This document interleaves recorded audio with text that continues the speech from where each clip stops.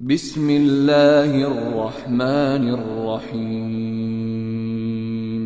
تبارك الذي نزل الفرقان على عبده ليكون للعالمين نذيرا. الحمد لله رب العالمين، الصلاة والسلام على رسوله الأمين نبينا محمد بن عبد الله خاتم النبيين والمرسلين وعلى آله وأصحابه أجمعين وعلى من تبعهم بإحسان إلى يوم الدين. وبعد، فأعوذ بالله من الشيطان الرجيم من همزه ونفخه ونفثه. بسم الله الرحمن الرحيم. وعلى الله فليتوكل المؤمنون. رب اشرح لي صدري ويسر لي أمري واحلل عقدة من لساني يفقهوا قولي. اللهم زدنا علما وارزقنا فهما. اللهم آمين. எல்லாம் வல்ல அல்லாஹ்வை போற்றியும் புகழ்ந்தும் ஆரம்பிக்கின்றேன். எனதருமை இஸ்லாமிய சொந்தங்களே, தொடர்ச்சியாக தராவீஹ் தொழுகைக்கு பிறகு தௌஹீத் மற்றும் ஷிர்க் சம்பந்தமான விஷயங்களை தெரிந்து வருகிற நாம், கடைசி ஒரு சில தினங்களில் உலக முஸ்லிம்களுடைய சமூகத்தில் ஷிர்காக பார்க்கப்படுகின்ற ஒரு சில விஷயங்களை பற்றி பார்த்து வருகிறோம். அந்த வரிசையில் நேற்றைய தினம் அல்லாஹ்விற்கு செய்யப்படுகின்ற வணக்க வழிபாடுகள் சம்பந்தமாக ஷிர்க் எப்படியெல்லாம் ஒரு முஸ்லிமுடைய வாழ்க்கையில் நுழைகிறது, எப்படியெல்லாம் முஸ்லிம்களில் பலர் இத்தகைய ஷிர்கினால் பாதிக்கப்பட்டு வருகிறார்கள், இது சம்பந்தமான விஷயங்களை தெரிஞ்சிருந்தோம். அதிலும் குறிப்பாக அல்லாஹ் ரப்புல் ஆலமீன் அவனுக்கு மட்டுமே செய்யப்பட வேண்டிய உள்ளம் சார்ந்த விஷயங்களாக பார்க்கப்படுகின்ற பயம், எதிர்பார்ப்புகள், இன்னும் நேசம் கொள்ளுதல், இது சம்பந்தமாக அல்லாஹ் ஒருவரை மட்டுமே நாம் இதற்கான இறைவனாக அதிபதியாக நிலைநாட்ட வேண்டும் என்பதை பற்றியும், அதே சமயத்தில் இறுதியாக பார்த்தோம் துபா செய்யும் பொழுது எப்படிப்பட்ட விஷயங்கள் மூலமாக உலக முஸ்லிம்கள் மத்தியில் இந்த ஷிர்க் என்ற ஒண்ணு வந்துகிட்டு இருக்கு, எப்படி இதை பத்தி பார்த்து கொண்டிருந்தோம். இன்னைக்கும் இன்ஷா அல்லாஹ் உள்ளம் சார்ந்த வணக்கமாக பார்க்கப்படுகின்ற இன்னொரு வணக்கத்தின்பால் நம்முடைய கவனத்தை செலுத்த விரும்புவேன். குறிப்பாக அல்லாஹ் ரப்புல் ஆலமீன் அவனுக்கு செய்யப்பட வேண்டிய ஒரு மனிதனாக, ஒரு அடியானாக, ஒரு முஸ்லிமாக நாம் அல்லாஹ்விற்கு செய்ய வேண்டிய உள்ளம் சார்ந்த வணக்கங்களில் ஒன்று நம்பிக்கை கொள்வது. நம்பிக்கை கொள்வது அல்லாஹ் ரப்புல் ஆலமீன் அவனுக்கு மட்டுமே செய்யப்பட வேண்டிய மிகச் சிறந்த வணக்கங்களில் ஒன்றாக அல்லாஹ் ரப்புல் ஆலமீன் நமக்கு குர்ஆன்லயும் நபி அவர்கள் ஸல்லல்லாஹு அலைஹி வஸல்லம் நமக்கு ஹதீஸ்லயும் சொல்லி கொடுப்பாங்க. இந்த நம்பிக்கை கொள்ளுதல் சம்பந்தமாக அல்லாஹ் ரப்புல் ஆலமீன் குர்ஆன்ல பலதரப்பட்ட வசனங்கள் இறக்கி இருப்பான். அல்லாஹ் சொல்லும் பொழுது உங்களுக்கு முன்ன ஓதி காண்பிக்கப்பட்ட வசனமும் கூட அல்லாஹ் சொல்லுவான், அலல்லாஹி ஃபல்யதவக்கலில் முஃமினூன், அல்லாஹ்வின் மீது மட்டும்தான் முஃமின்கள் நம்பிக்கை கொள்வார்கள். அல்லாஹ் கட்டளையா சொல்லுவான், அல்லாஹ்வின் மீது முஃமின்கள் நம்பிக்கை கொள்ளட்டும். இங்க நம்பிக்கை என்பது ஒரு முஃமின் செய்கின்ற, ஒரு முஃமினுடைய புறத்திலிருந்து வெளியேறுகின்ற வணக்கங்களில் ஒரு வணக்கமாக பார்க்கப்படுகிறது. இத்தகைய இந்த வணக்கத்திலும் கூட அல்லாஹ் ஒருவனை மட்டுமே நாம தனித்தவனாக நிப்பாட்ட வேண்டும். இந்த நம்பிக்கை சம்பந்தமாக அல்லாஹ் தஆலா குர்ஆன்ல இப்ப சொன்ன மாதிரி நிறைய வசனங்களை நம்பிக்கை சம்பந்தமாக மட்டுமே அல்லாஹ் கொடுத்திருப்பான். 10க்கும் மேற்பட்ட வசனங்கள் நமக்கு இந்த அல்லாஹ்வின் மீது நம்பிக்கை வையுங்கள் இந்த விஷயத்திலே அல்லாஹ் நமக்கு நிறைய போதிச்சிருப்பான். அல்லாஹ் சொல்லுவான், வஅலல்லாஹி ஃபதவக்கலு இன் குன்தும் முஃமினீன், நீங்கள் முஃமின்களாக இருப்பீர்களானால், நீங்க முஃமினாக இருக்கிறீங்க அப்படின்னா அல்லாவின் மீது நம்பிக்கை கொள்ளுங்கள். அப்ப அல்லாவின் மீது நம்பிக்கை கொள்வதை அல்லாஹ் இங்கு முஃமின்களின் ஒரு அடையாளமாக, முஃமின்கள் மட்டுமே பேணுகின்ற ஒரு அம்சமாக அல்லாஹ் இங்க சொல்லி கொடுத்திருக்கான். அல்லாவின் மீது மட்டும் நம்பிக்கை கொள்ள வேண்டும். அல்லாஹ் ரப்புல் ஆலமீன் இதை தன்னுடைய நபியை பார்த்து சொல்லும் பொழுதும் கூட அல்லாஹ் அழகா சொல்லி கொடுப்பான், வத்தவக்கல் அலல்லாஹ், அல்லாவின் மீது நபியே நீங்க நம்பிக்கை கொள்ளுங்கள். இந்த நம்பிக்கை கொள்வது ஒரு முஃமினுடைய அடிப்படை குணமாக இருக்கணும். அந்த விஷயங்கள்ல அல்லாஹ் ஒருவனை மட்டுமே நாம தனித்து நிப்பாட்டணும். இந்த நம்பிக்கை சார்ந்த விஷயங்கள் சம்பந்தமாக நம்முடைய சலஃபுமார்கள் மத்தியில பார்க்கும் பொழுது ரொம்ப அழகழகான வார்த்தைகள் நமக்கு கிடைக்கும் பார்க்கறதுக்கு, படிக்கிறதுக்கு. இப்னுல் கையிம் அலைஹி ரஹ்மா ரொம்ப அழகா சொல்லுவாங்க, இந்த தவக்குல் இருக்குல்ல, அல்லாஹ்வின் மீது நம்பிக்கை கொள்ளுதல், இதுதான் உங்களுக்கு பாதி மார்க்கமாக இருக்கு. மார்க்கத்தின் சரிபாதியானது அல்லாஹ்வின் மீது ஒரு மனிதன், ஒரு முஸ்லிம் வைக்கின்ற தவக்குல் தான். இப்னுல் கையிமுடைய வார்த்தைப்படி பார்க்கும் பொழுது தவக்குல் என்பது பாதி மார்க்கமாக இருக்கு. அப்ப மீதி மார்க்கம் என்ன? அந்த அல்லாஹ்வின் பக்கம் மீளுகிறோம்ல, அல்லாஹ்வின் பக்கம் மீளுவது, அல்லாஹ்வின் பக்கம் திரும்பி செல்வது, இந்த விஷயங்கள் இன்னும் பாதி மார்க்கமாக இருக்குன்னு சொல்லி கொடுப்பாங்க. இத இப்னுல் கைம் ரஹ்மா இந்த ஆயத்தை கொண்டு விளக்கியும் கொடுப்பாங்க. சூரத்துல் ஃபாத்திஹால ஓதுவோம்ல, இய்யாக நஅ்புது வ இய்யாக நஸ்தஈன், இந்த ஆயத்துல கூட இரண்டு பாதியாக அல்லாஹ் நமக்கு சொல்லி கொடுத்திருப்பான். இய்யாக நஅ்புது, யா அல்லாஹ் நான் உன்னையே வணங்குகிறேன், நாங்கள் உன்னையே வணங்குகிறோம். என்ன அர்த்தம்? நம்முடைய முழுக்க முழுக்க நம்பிக்கைகள் யா அல்லாஹ் உன் மீது மட்டுமே இருக்குது. அந்த நம்பிக்கையின் வெளிப்பாடத்தை நாங்க வணக்கங்கள் ரீதியாக காட்டுறோம். பிறகு உன்னிடமே நாங்க மீளக்கூடிய நபர்களாக இருக்கிறோம், உன்கிட்ட மட்டுமே எங்களுடைய தேவைகளை கேட்கக்கூடிய மனிதர்களாக இருக்கிறோம். இப்படி ஒரு முஃமினுடைய ஈமான் மார்க்கம் எடுத்துக்கிட்டா மார்க்கத்தின் பாதி தவக்குலாகவும் இன்னும் பாதி அல்லாஹ்வின் பக்கம் மீளக்கூடிய இந்த செயலாக நமக்கு இப்னுல் கையிம் அலைஹி ரஹ்மா சொல்லி கொடுப்பாங்க. இதே சமயத்துல இன்னும் ஒரு சில சலஃப்மார்கள் சொல்லுவாங்க, மார்க்கத்தினுடைய ஒரு சுருக்கமாக உங்களுக்கு வேணும், ஒட்டுமொத்த மார்க்கத்தை ரொம்ப சுருக்கமா உங்களுக்கு சொல்லணும் அப்படின்னா ஒரு வார்த்தையில சொல்லி முடிக்கிறான், தவக்குல் அப்படின்னு. இந்த தவக்குல் இப்படின்ற இந்த ஒரு தன்மையை இப்னுல் கையிம் அலைஹி ரஹ்மா சொல்றாங்க மார்க்கத்தின் பாதியாக இருக்குது.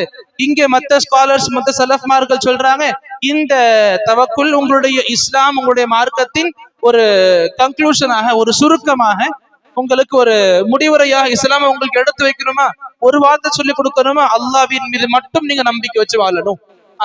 இப்படிப்பட்ட இந்த குணங்களை அல்லாஹ் ரப்புல் ஆலமீனுக்கு மட்டுமே நாம ஏற்றி வைக்கணும். அல்லாஹ்வை மட்டுமே இதை சார்ந்த விஷயங்களுக்கு நாம ஒரே ஒரு இறைவனாக கருதணுமே தவிர மத்த எங்கேயும் நாம இந்த விஷயங்கள்ல விட்டுறக்கூடாது.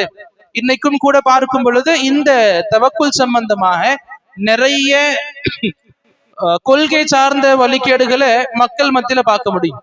நம்ம இஸ்லாமிய சமூக மக்கள் கிட்ட இந்த தவக்குல் சம்பந்தமான நிறைய தவறான கொள்கைகள், தவறான புரிதல்களை பார்க்க முடியும். பொதுவாக இந்த தவக்குல்லாம் என்ன நார்மலா சொல்லி புரிய வைக்கிறோம் அப்படின்னா, அல்லாஹ்வின் மீது நம்பிக்கை கொள்ளணும், அல்லாஹ்வின் மீது நம்பிக்கை கொள்ளணும். இன்னும் விளக்கமா சொல்லணும் அப்படின்னா, அல்லாஹ் ஒருவன் மீது மட்டுமே நம்பிக்கை கொள்ளணும். இந்த நம்பிக்கை என்பது அல்லாஹ் ஒருவனின் மீது மட்டும் தான் இருக்கணும். இது நமக்கு தவக்குல் அப்படின்ற ஒரு வார்த்தை அழகாக புரிய வைக்குது. சரி, அப்ப இந்த தவக்குல் சம்பந்தமாக நம்ம இன்னும் கொஞ்சம் டீட்டெயிலா போகும் பொழுது, எங்க அல்லாஹ் ஒருவனுக்கு மட்டுமே நாம இந்த தவக்குல்ல வைக்கிறோம்னு சொல்லி கொடுக்கிறோமோ, நமக்கு சொல்லி கொடுக்கப்பட்டிருக்குதோ, அப்ப என்ன அர்த்தம்? இந்த விஷயங்கள்ல அல்லாஹ்வை தவிர எந்த ஒரு கைருல்லாவையும் இந்த தவக்குலுக்கு அதிபதியாக நாம கருதக்கூடாது. என்னுடைய நம்பிக்கையின் சிகரமாக அல்லாஹ்வை தவிர யாரும் இருக்க முடியாது. இங்கு நமக்கு ஒரு சில தெளிவுகள் தேவைப்படும். எங்க எல்லா நிலைமையிலுமே மனிதர்கள் மீது இல்ல கைருல்லாஹ் மீது நம்பிக்கை வைக்கிறது சிறுக்கு ஆகிருமான்னு கேட்டா அது அப்படியும் கிடையாது. நான் புரிஞ்சுக்கணும், எந்த விஷயங்கள் அன்னைக்கு சொல்லி கொடுத்த அதே விஷயங்கள் தான். எந்த விஷயங்கள் மனிதர்களுடைய கட்டுப்பாட்டுக்குள்ள இருக்குதோ அந்த விஷயங்கள்ல நம்பிக்கை கொள்றது ஒருத்தர் இன்னொருத்தர் மீது, அது நமக்கு கெட்டது கிடையாது, அது நமக்கு ஷிருக்கும் கிடையாது. இப்ப உதாரணத்துக்கு பார்க்கலாம் அப்படின்னா, என்னுடைய கட்டுப்பாட்டுல ஒண்ணு இருக்கும், என்னால கண்டிப்பா பண்ண முடியும் ஒண்ணு இருக்கும். அந்த விஷயத்துல நான் என் மீது நம்பிக்கை கொள்வது, புரியுதா? எனக்கு மட்டுமே நான் செய்யக்கூடிய கண்டிப்பா நான் செஞ்சு முடிக்க முடியும் அப்படின்ற முழுமையான நம்பிக்கை இருக்குல்ல. இப்ப இதன் எக்ஸாம்பிளுக்கு இந்த போனை எடுத்து தூக்கணும், அப்ப என்னால முடியும் இது. அப்ப இதன் மீது நான் என் மீது நம்பிக்கை கொள்றது, இது ஒரு பக்கம் இருக்கு. ஒரு சில விஷயங்கள் என்னால மட்டும் தனியா பண்ண முடியாது, இன்னொருத்தர் கண்டிப்பா பண்ணணும் எனக்கு கூட சேர்ந்து, இப்படியா இருக்கட்டும். இல்ல என்னால பண்ணவே முடியாது, முழுக்க முழுக்க இன்னொரு மனிதன் தான் எனக்காக பண்ணணும் அப்படின்ற விஷயமா இருக்கு நம்பிக்கை கொள்றது. இதுலயும் நமக்கு எந்த ஒரு தப்பும் கிடையாது. இன்னொன்னு இருக்கு, மனிதனுடைய கட்டுப்பாட்டை மீறிய விஷயங்கள், அல்லாஹ் ஒருவனுடைய கட்டுப்பாட்டுக்குள்ள மட்டுமே இருக்கிற விஷயங்கள், இதுல நாம கண்டிப்பாக எந்த ஒரு அல்லாவை தவிர யாரையும் நாம இதற்கான நாயனாக அதிபதியாக நிப்பாட்டக்கூடாது. இப்ப உதாரணங்கள் மூலமா சொல்லணும் அப்படின்னா, இப்ப நார்மலா பிசினஸ் பண்ணுவோம், வியாபாரம் பண்ணுவோம், வியாபாரத்தை நமக்கு பார்ட்னர்ஸ் தேவைப்படுவாங்க, நமக்கு நம்முடைய வியாபார ரீதியாக பார்ட்னர்ஸ் தேவைப்படுவாங்க. அப்ப அந்த பார்ட்னர் மீது நம்பிக்கை கொள்றது, இது நமக்கு அல்லாவின் மீது வைக்கப்படுகின்ற நம்பிக்கையை மீறுமான்னு கிடையாது, அப்படி கிடையாது. இப்ப நார்மலா என்னுடைய பிசினஸ் பார்ட்னர் ஒருத்தர் இருக்காரு, நான் அவர் மீது நம்பிக்கை கொள்றேன், இப்படி எடுத்துக்கலாம். இல்லைன்னா என்னுடைய மார்க்கம் சம்பந்தமான விஷயங்கள், ஒரு சில ஆலிம்கள் இருப்பாங்க, இந்த ஆலிம்கள் கிட்ட இருந்து மார்க்க விஷயத்தை கேட்கறது நான் நம்பிக்கையான இதுவா பார்ப்பேன். இவரு சொன்னா எனக்கு நம்பகத்தன்மையா இருக்குது, இவருடைய வாயிலிருந்து நான் கேட்டா எனக்கு நம்பிக்கை இருக்குது. நான் இதற்காக வேண்டிய ஹதீஸ் புத்தகங்கள் திறக்க மாட்டேன், இதற்காக வேண்டிய குர்ஆன் ஆயத்தை விரிச்சு பார்க்க மாட்டேன், இவரு சொல்றாரா நான் நம்புறேன். ஏன்னா இவருடைய மார்க்கத்தின் இவங்களுடைய உழைப்புகள் நான் நம்பிக்கை இருக்கு எனக்கு, இவங்களுடைய வாயிலிருந்து தப்பான விஷயங்கள் வராது. அப்படியே வந்தாலும் இந்த தப்புகள் இவங்க வேண்டும்ட்டே பண்ண தப்புகளா இருக்காது. மார்க்கம் சம்பந்தமாக ஒரு தனிப்பட்ட ஆளின் மீது நம்பிக்கை கொள்றது, இதுவுமே நமக்கு எதிர அடங்காது. இப்ப இதே நம்ம ஒரு கேஸுக்காக வேண்டி போறோம், வக்கீல் எடுத்து முன் வைக்கிறோம், வக்கீல் நமக்காக வேண்டி வாதாடுறாங்க, அந்த வக்கீல் மீது நம்ம நம்பிக்கை வைப்போம். இந்த நம்பிக்கை நமக்கு அல்லாவின் மீது வைக்கப்பட வேண்டிய நம்பிக்கைக்கு முரணான்னு கேட்டா இதெல்லாம் முரண் கிடையாது. எங்க புரிஞ்சிக்கணும் அப்படின்னா, அல்லாஹ் ரப்புல் ஆலமீன் அவனுடைய கட்டுப்பாட்டுக்குள்ள மட்டுமே இருக்கும்ல விஷயங்கள், அதுல அல்லாவின் மீது மட்டுமே நாம நம்பிக்கை கொள்ளணும். அல்லாவை தவிர்த்து யாரின் மீதும் நம்பிக்கை கொள்வது அது முறையானதாக இருக்காது, அல்லாஹ் ஒருவருடைய கட்டுப்பாட்டுக்குள்ள இருக்கிற விஷயங்கள்ல. சரி, அப்ப இதை தெரிஞ்சுக்கிட்ட நாம அடுத்த கட்டமாக இதுல இன்னும் கொஞ்சம் விளக்கங்களோடு புரிஞ்சிக்கும் பொழுது நமக்கு இன்னும் ஒரு சில விஷயங்கள் இதுல கொஞ்சம் வெளிப்படையாக தெரிஞ்சு வரும். இப்ப எக்ஸாம்பிளுக்கு, அல்லாஹ் ரப்புல் ஆலமீனுடைய கட்டுப்பாட்டுக்குள்ள இருக்கிற விஷயங்கள் இருக்குல்ல, அல்லாஹ் அதையே நமக்கு இரண்டு வகையா பிரிச்சு கொடுத்திருப்பான். ஒண்ணு, அல்லாஹ் தான் இதை செஞ்சு முடிப்பான், நமக்கு அதனுடைய காரண காரியங்கள் உலகத்தை வச்சிருப்பான். இப்ப எக்ஸாம்பிளுக்கு, இந்த உடல்நிலை முடியாம இருக்கு, எனக்கு ஜுரம் வந்துருச்சு, ஜுரத்துக்கான நிவாரணம் கொடுக்கறது யாரு? அல்லாஹ் மட்டும்தான். அப்ப அல்லாவை தவிர யாரும் எனக்கு நிவாரணம் கொடுக்க முடியாது, இந்த நிவாரணத்துக்கான அதிபதி அல்லாஹ் தான், நம்பிக்கை இருக்கு. ஆனா அதே அல்லாஹ் தான் நமக்கு இந்த காரணங்கள் வச்சிருக்கான்ல, உங்களுக்கு ஷிஃபா வேணுமா, உங்களுக்கு நிவாரணம் வேணுமா, இந்த மாத்திரைகளை மேற்கொள்ளுங்க, சாப்பிடுங்க, இதற்கான மருத்துவங்கள் நீங்க அணுகுங்க. இந்த மருத்துவங்களை அணுகும் பொழுது, மருத்துவரை சந்திக்கும் பொழுது, இல்ல அவங்க நமக்கு பரிந்துரைக்கின்ற இந்த மாத்திரைகள் மருந்துகளை மேற்கொள்ளும் பொழுது நம்ம நம்பிக்கை என்னவா இருக்கணும்? அல்லாஹ் ரப்புல் ஆலமீன் தான் எனக்கு இதுல நிவாரணம் கொடுக்கிறான். எப்படி? அல்லாஹ் தான் எனக்கு நிவாரணம் கொடுக்கிறான், அந்த அல்லாஹ் ரப்புல் ஆலமீன் தான் நமக்கு ஏற்படுத்தி கொடுத்திருக்கான், இந்த வழிகள்ல நீங்க நிவாரணங்களை தேடுங்க. ஆக அல்லாஹ்வுடைய கண்ட்ரோல்ல மட்டுமே இருக்கிற விஷயங்கள் அல்லாஹ் நமக்கு பிரிச்சு கொடுத்திருக்கான். ஒரு சில விஷயங்களுக்கு சில காரணங்களை நீங்க மேற்கொள்ளலாம் உலகத்துல இருக்கும் பொழுது, இன்னும் ஒரு சில விஷயங்களுக்கு நீங்க காரணங்களை மேற்கொள்ள முடியாது, அல்லாஹ் கிட்ட மட்டும்தான் நீங்க நேரடியா கேட்க முடியும். எப்படி குழந்தை வரம் இல்லாம இருக்குது, குழந்தை இல்லாம இருக்கு, இந்த குழந்தை பிறக்கணும், என்ன பண்றது? எத்தனை மாத்திரை மருந்துகள் சாப்பிட்டாலும் அந்த மாத்திரை மருந்துகள் நமக்கு குழந்தைகளை கொடுத்துறாது. இது அல்லாஹ் கிட்ட கண்டிப்பா கேட்கிற விஷயங்கள். மத்த விஷயங்களுக்கு மருத்துவ அணுகல், அவங்க நம்ம பரிந்துரைக்கின்ற மாத்திரைகளை போட்டுக்கலாம். இப்படி அல்லாஹ் ரப்புல் ஆலமீன் நமக்கு அவன் மட்டுமே செய்யக்கூடிய விஷயங்கள்ல உலகத்துல சில பல காரணங்களை கொடுத்திருக்கானே, அந்த காரணங்கள் சம்பந்தமாகவும் நம்மளுடைய கொள்கை எப்படி இருக்கணும் அப்படின்னா, அந்த காரணங்களை மேற்கொள்றதுக்கு முன்னாடியும் சரி, அந்த காரணங்களை மேற்கொள்ளும் பொழுதும் சரி, அந்த காரணங்களை மேற்கொண்ட பிறகும் சரி, அல்லாவின் மீது மட்டும்தான் நம்பிக்கை கொண்டிருக்கணும். எப்படி? இப்ப அதே எக்ஸாம்பிள் எடுத்துக்கலாம். எனக்கு உடம்பு முடியாம போயிருச்சு, டாக்டர் கிட்ட போறோம், அவங்க எனக்கு மருந்துகள் எழுதி கொடுக்குறாங்க. அப்ப நான் இந்த டாக்டர் கிட்ட போறதுக்கு முன்னாடியும் சரி நம்பிக்கை அல்லாஹ் மீது இருக்கணும். அந்த இறைவன் தான் என்னுடைய நோயை எப்படி இருந்தாலும் குணப்படுத்துவான். அந்த இறைவன் எடுத்து காண்பித்த வழியத்தை நானும் பேன்றேன், பின்பற்றுறேன், இந்த மருத்துவர்கிட்ட போறேன். அந்த மாத்திரைகளை போடும் பொழுதும் சரி, இந்த காரணங்களை மேற்கொள்றோம்ல, இந்த மருந்து மாத்திரைகளை உட்கொள்ளும் பொழுதும் சரி நம்பிக்கை அல்லாவின் மீது இருக்கணும். இந்த மாத்திரையினால இந்த மாத்திரை தான் எனக்கு ஷிபா கொடுக்குதுன்னு கிடையாது. வல்ல ரஹ்மான் எனக்கு ஷிபா கொடுக்குறான். அவனுடைய அருள்னால ஷிபா கிடைக்குது. அவன் சொல்லி கொடுத்தா இதை அணுகுங்க, நான் அப்படி அணுகிறேன். அண்ட் இந்த மாத்திரைகளை போட்ட பிறகும் சரி, நான் மாத்திரையை போட்டுட்டேன், இந்த மாத்திரை எனக்கு குணம் கொடுத்துடும் கிடையாது. அந்த வல்ல ரஹ்மான் அவன் ஆடுனாதான் இந்த மாத்திரை ஒரு மூலகாரமா அமைஞ்சு எனக்கு நிவாரணம் கிடைக்கும். அல்லாஹ் அதுல ஷிபா கொடுப்பான். இப்படி நம்ம அந்த காரியங்களை மேற்கொள்றதுக்கு முன்னாலையும் சரி, அந்த காரியங்களை மேற்கொள்ளும் பொழுதும் சரி, அந்த காரியங்களை மேற்கொண்ட பிறகும் சரி அல்லாஹ்வின் மீது மட்டுமே நாம நம்பிக்கை கொண்டிருக்கணும். இது ஒண்ணு. இங்க இன்னொன்னு இருக்கு. அல்லாஹ் ரப்புல் ஆலமீன் ஆக்கி தந்த காரியங்கள் ஒண்ணு இருக்கு. இந்த மாத்திரை மருந்துகளா இருக்கட்டும், உங்களுக்கு இந்த விஷயங்கள் வேணுமா, இப்படி நீங்க பேணுங்க, நம்ம குர்ஆன் சொன்ன ரீதி எடுத்து காண்பிக்கப்படும். இன்னொன்னு இருக்கு, அல்லாஹ் நமக்கு எடுத்து காண்பிச்சிருக்க மாட்டான், மக்களா அவங்களே புரிஞ்சுப்பாங்க, இது எல்லாம் எனக்கு இந்த இந்த விஷயங்கள் ஏற்படுத்தி கொடுக்கும். எக்ஸாம்பிள், கயிறுகள் கட்டுறாங்கல்ல, தாயத்துகள் தாவீசுகள் கட்டுறாங்க. என்ன சொல்றாங்க? இந்த கயிறுகள் மூலமா நிவாரணம் கிடைக்குது. இப்ப இந்த கயிறுகள் மூலமாக நிவாரணம் கிடைக்குதுன்னு சொல்றாங்கல்ல, அவங்களையே பார்க்க முடியும் இரண்டு வகையான மக்களை. ஒரு சில மக்கள் எப்படி சொல்லுவாங்க, அல்லாஹ் தான் நிவாரணம் கொடுக்கிறான் இந்த கயிறு மூலமாக, நாங்க ஒன்னும் இந்த கயிறு நம்பி இல்லை. இன்னைக்கு நிறைய மக்களுடைய கொள்கை, இந்த தாவீஸ் தாயத்துகளை கட்டக்கூடிய மக்கள்ல பல பேருடைய கொள்கை என்னவா இருக்குது, இந்த கயிறை நாங்க நம்பி இல்லை, இந்த கயிறு நாங்க நம்பல, நம்பிக்கை அல்லாஹ் மீதுதான் இருக்குது. அந்த அல்லாஹ் தான் இந்த கயிறு மூலமா எங்களுக்கு நிவாரணம் கொடுக்கிறான். அப்ப அல்லாஹ் கொடுத்த காரியங்கள் வேற இருக்குது. இந்த கயிறுகளை நமக்கு அல்லாஹ் ஏற்படுத்தி கொடுக்கல, இந்த மக்கள் அவங்களா மேற்கொள்றாங்க. அல்லாஹ் இதுல கொடுத்திருக்கான், அல்லாஹ் அதுல கொடுக்கல. புரியுதா? அல்லாஹ் ரப்புல் ஆலமீன் எதுல நமக்கு ஷிஃபா வச்சிருக்கான்ட்டு குர்ஆன் சொன்னால நமக்கு போதிக்கப்படுதோ அது நமக்கு பேன்றதுல பிரச்சனை இல்லை. அங்க பேணும் போதும் கூட நம்பிக்கை அல்லாஹ் மீது இருக்கணும். இது ஒண்ணு. எதுல இஸ்லாம் நமக்கு சொல்லவே இல்லையோ அது அல்லாஹ் சொன்னான்ட்டு நம்பினா அதுவும் நமக்கு ஷிர்க்குதான். இப்படி அல்லாஹ் சொல்லிருக்க மாட்டான், அல்லாஹ் சொல்லிருக்கான்ட்டு நாமெல்லாம் நம்பி பேன்றோம்ல, அதுவும் ஷிர்க்குதான். இன்னொன்னு, இந்த கயிறு தான் எனக்கு எல்லாமே பண்ணுதுன்னு நம்பினா அதுவும் ஷிர்க்குதான். எல்லாமே ஷிர்க்குதான், ஆனா கொஞ்சம் டிஃபரன்ஸ் பார்க்க முடியும்.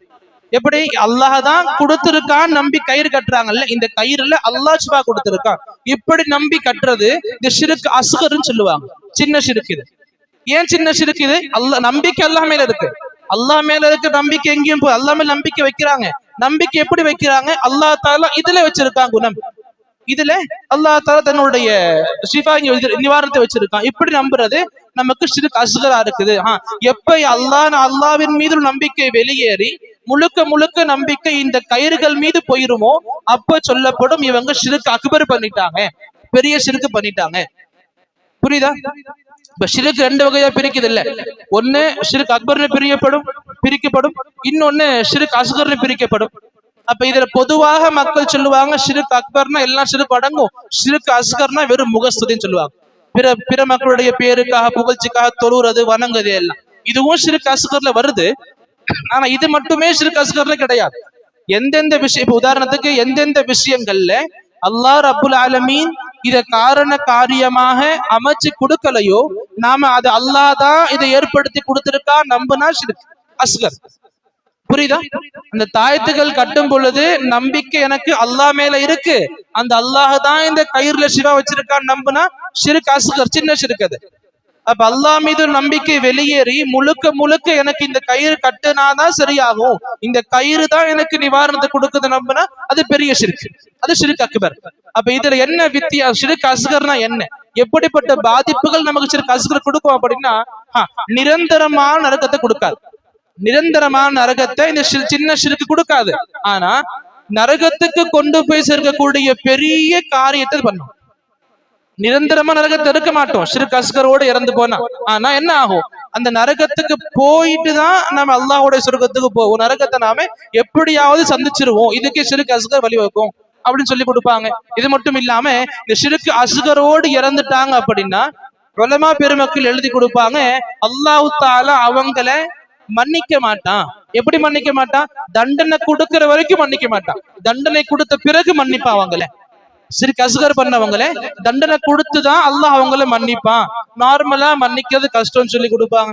இப்படி இருக்கிற பாவங்கள்ல இப்னு கைம் அவங்களே எழுதுவாங்க, நார்மல் இந்த திருட்டு, இந்த விபச்சாரம், இந்த அபகரிக்கிறது, மது அருந்து இது எல்லாத்தையும் விட பெரிய பாவமா சிறுக்கு அசுகர் இருக்குது.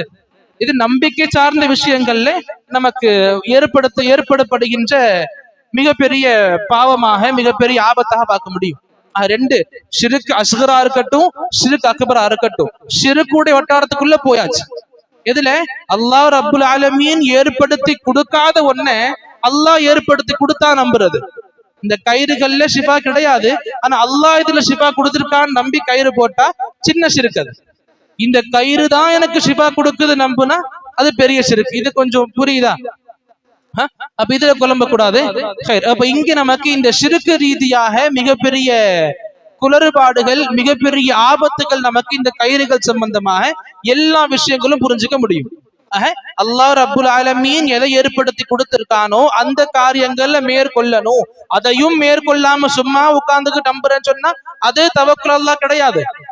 நபி சொன்னாங்க, ஒரு சஹாபி வருவாங்க, வாகனத்தை பள்ளிக்கு வெளியே விட்டுட்டு உள்ள வருவாங்க, கட்டாம வந்துருவாங்க. நபி கூப்பிட்டு சொல்லுவாங்க, நீங்க அல்லாஹ்வின் நம்பிக்கை கொள்ளணும். எப்படி கொள்ளணும்? இந்த உலகத்தில் அல்லாஹ் அதுக்குன்னு ஏற்படுத்தி வச்சிருக்கிற வழிகளை மேற்கொண்ட பிறகு அல்லாஹ் நம்புங்க. நீங்க அந்த வழிகளை மேற்கொண்டு அல்லாஹ் நம்புங்க. என்ன சொன்னாங்க? அந்த வாகனத்தை, அந்த பிராணி அப்படி விட்டுறாதீங்க, அதை கட்டி போட்டு வாங்க. உங்களால் முடிஞ்ச முயற்சிகளை மேற்கொள்ளுங்க. அல்லாஹ்வின் நம்பிக்கை இருக்கணும், அப்படி நீங்க முயற்சிகளை மேற்கொள்ளணும். நபியும் கூட போர்களுக்கு சந்திச்சிருப்பாங்கல்ல, போர்களுக்கு போனாங்க, போருக்கு கவசம் போட்டுதான் போனாங்க. தன்னுடைய பாதுகாப்புக்கான முயற்சிகள் எடுத்துதான் போனாங்க. இருந்தும் நம்பிக்கை அல்லாஹ்வின் மீது. இந்த போர் கவசத்தின் மேல் நம்பிக்கை இல்லை. இந்த போர் கவசம் போட்டாச்சு எனக்கு அடிப்படாதுன்னு கிடையாது. நம்பிக்கை அல்லாஹ்வின் மீது இருந்துமே உலகத்துல அல்லாஹ் இதற்காக வேண்டி ஏற்படுத்தி வச்சிருக்க வழிகளை பேர்னாங்க. அதே போல ஹிஜ்ரத்துடைய பயணம் இருக்குல்ல, இந்த ஹிஜ்ரத்துடைய நபி மதினாக்கு போனாங்க தெரியுமா? இந்த ஹிஜ்ரத்துடைய பயணம் எடுத்துக்கலாமே. நபி இதற்காக வேண்டி நிறைய திட்டங்கள் போட்டிருப்பாங்க. எந்தெந்த வழிகள்ல போகணும், எப்படி எப்படி எல்லாம் இந்த எதிரிகள் கிட்ட இருந்து மறைஞ்சு போகணும், எங்க போய் தங்கணும், எத்தனை நாள் தங்கணும். அந்த சௌருடைய குகையில போன பிறகு அபூபக்கர் ரலியல்லாஹு சொல்லுவாங்க, நபியே இங்க நாம ரொம்ப நாள் இருக்க முடியாது. எதிரிகள் முன்ன வந்துட்டாங்க. எதிரிகள் நம்மள தேடணும்னு அவசியம் கிடையாது, எல்லாரும் பார்க்க அவசியம் கிடையாது. ஒருத்தர் மட்டும் தன்னுடைய காலை பார்த்தா போதும். கீழே தேடுறதுக்காக இல்ல, ஏதோ ஒரு காரணத்துக்காக தன்னுடைய காலை மட்டுமே குறிஞ்சு பார்த்தா போதும், நபியே நாங்க மாட்டி போனோமே. எப்படி? எதிரிகள் நம்மள தேடணும் அவசியம் கிடையாது, முன்ன வந்து நின்றுட்டாங்க, அவங்களுடைய காலை பார்த்தாலே மாட்டி போனாமே. அப்ப நபி சொன்னாங்க, லா தஹ்சன், அபூபக்கரே கவலைப்படாதீங்க, எடுக்க வேண்டிய முயற்சிகள் எடுத்தாச்சு, இனி கவலைப்பட வேணாம். இன்னல்லாஹ் மஅனா, அல்லாஹ் நம்மோடு இருக்கிறான். நம்பிக்கை அல்லாஹ் மீது இருக்கணும் கண்டிப்பா. அந்த நம்பிக்கையுடைய பிரதிபலிப்பு எப்படி வரணும்? உலகத்தில் அல்லாஹ் நமக்கு ஏற்படுத்தி கொடுத்திருக்க அந்த வழிகளை பேணணும். நாம அந்த வழிகளை பேணாம அல்லாஹ்வின் மீது மட்டுமே நம்பிக்கை கொண்டிருப்பேன் அப்படின்னா அதுவும் சரியான நம்பிக்கை கிடையாது. புரியுதா?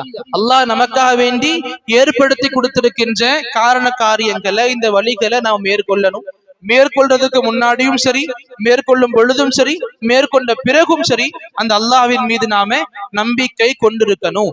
இந்த நம்பிக்கைகள்ல நம்ம ரொம்ப கவனமா இருக்கணும். அல்லாஹ் ரப்புல் ஆலமீன் எந்த விஷயங்களே நமக்கான காரண காரியங்களாக ஏற்படுத்தி கொடுத்திருக்கானோ குர்ஆன் மூலமா பார்க்க முடியும், நபியுடைய சுன்னா ரீதியாக பார்க்க முடியும், சஹாபாக்களுடைய வாழ்க்கை ரீதியாக பார்க்க முடியும்.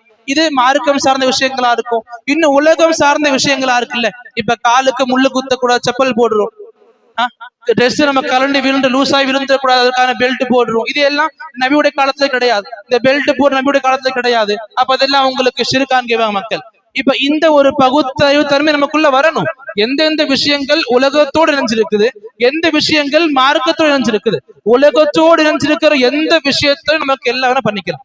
உலகத்தோடு இணைஞ்சிருக்கிற எந்த ஒரு விஷயத்திலையும் இஸ்லாமிய எல்லைக்குள்ள இருந்து என்ன வேணா பண்ணிக்கலாம். அதில் நமக்கு எந்த ஒரு பாகுபாடு, எந்த ஒரு எல்லை நமக்கு கிடையாது. மார்க்கம் சம்பந்தமாக எது வந்தாலும் சரி, அதுல நாம கண்டிப்பாக புரிஞ்சிருக்கணும். இதுல நபியோட வழிகாட்டுதல் இருக்கணும், அல்லாஹ்வுடைய வழிகாட்டல் இருக்கணும், சஹாபாக்கள் வழிகாட்டல் நமக்கு இருக்கணும். இப்படி நமக்கு மார்க்கம் ரொம்ப அழகாக இங்க சொல்லி கொடுக்கப்பட்டிருக்கு. புரிஞ்சுக்கணும். எந்த எந்த காரண காரியங்களாக அல்லாஹ் நமக்கு ஏற்படுத்தி கொடுத்திருக்கிறானோ அதை நாம மேற்கொள்ளுவோம். அல்லாஹ் ஏற்படுத்தி கொடுக்காதத நம்பி வாழ்றது சரி கிடையாது. ஆக இங்க இந்த இந்த விஷயங்கள்ல நிறைய எங்க மக்கள் மாட்டுவாங்க அப்படின்னா, இந்த கயிறுகள் ரீதியாக, தாவீஸ் ரீதியாக, அந்த வீட்டுல வெளியே தொங்க விடுவாங்கல்ல, இந்த தேங்காய் தொங்க விடுவாங்க, பச்சை மிளகாய் குத்திப்பாங்க, வெள்ளை மெழுகு இருக்கும், வேக்ஸ் சொல்லுவோம்ல, வெள்ளை மெழுகு, அதை தொங்க விடுவாங்க கடைகள்ல, வீட்டு வாசல்ல, வீட்டு ரோட்ல டெய்லியும் பூசணிக்காய் உடைப்பாங்க. இப்ப இந்த விஷயங்கள் எல்லாமே நமக்கு சரியான விஷயம், நம்பிக்கைக்கான அம்சம் கிடையாது. சுப்ஹானல்லாஹ். இப்படி இன்னும் அந்த கயிறுகள் கட்டுறதுல இதுவும் இருக்கு. ஒரு சில மக்கள் கயிறுகளை கட்டுவாங்க, இந்த தர்காவுடைய கயிறு இது, நம்பிக்கை அல்லாஹ் மீது கூட இருக்காது, இந்த தர்காவுடைய கயிறு இது, இந்த பீர் ஓதி கொடுத்த கயிறு இது, இந்த ஹஸ்ரத் ஓதி ஊதி கொடுத்த கயிறு இது.